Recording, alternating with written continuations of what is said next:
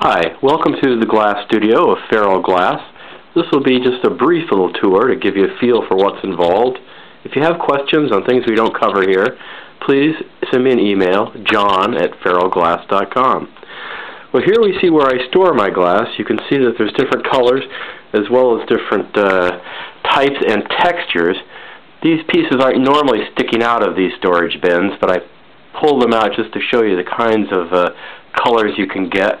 I have my very large sheets over here. The glass is hand poured into sheets and then cooled or annealed slowly in an oven to give it the right brittleness and texture.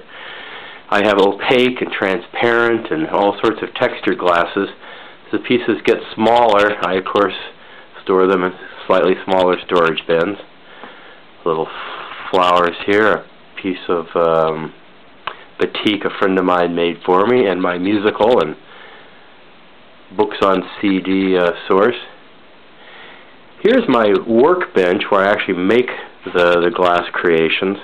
I've laid out some of the tools so you get a little bit of feeling for what's involved here.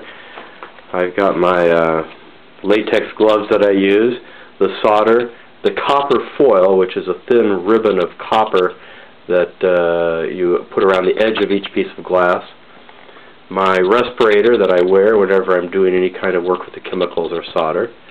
A couple of types of scissors that are used. The one on the left is a pattern shears, which has a little opening in it that allows it to cut out the patterns and take out just a little, like 1/8 of an inch, to make room in the pattern for the solder line. Needle nose pliers, and there's some specialty. These are called grousing pliers. That's a slightly specialized shape there. My running pliers for making long cuts, and here's my actual glass cutter itself, just like the ones you'd buy in a hardware store for cutting window glass, except a better blade and a slightly different grip. And here's a piece of glass that I've cut out. Now you'll notice this is on a special rubberized mat, which is heat and chemical resistant. I do a lot of my soldering on this sheet when the piece is small enough to do so. A couple of different soldering irons depending on the heat that I need to bring to bear on the project. And to step back a bit, notice I built a shelf up over my glass so that I can store some of my materials when I'm working. I don't want to have to go far for what I'm working with, so I put my glass materials up there. Here's a glass grinder. You actually use that little bit there to grind the shape down to a very, very precise measurements after you've cut it in to roughly the right shape. This is what lets you get the pieces that fit snugly up to each other. And then here's actually a light table. A light table that I place the pieces of glass on when I'm trying to see what colors mesh with each other.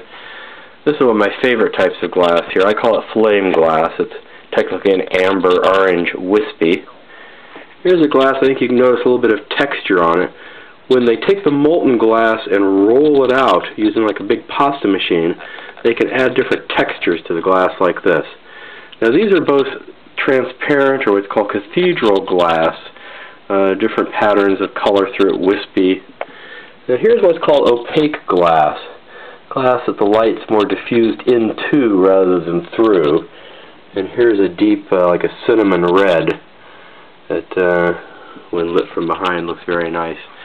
Well, I hope you've enjoyed this brief tour of my glass studio.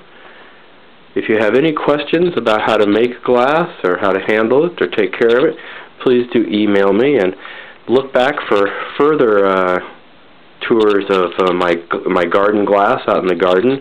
And I hope to have a how-to demonstration of how to use some of these tools you've seen today.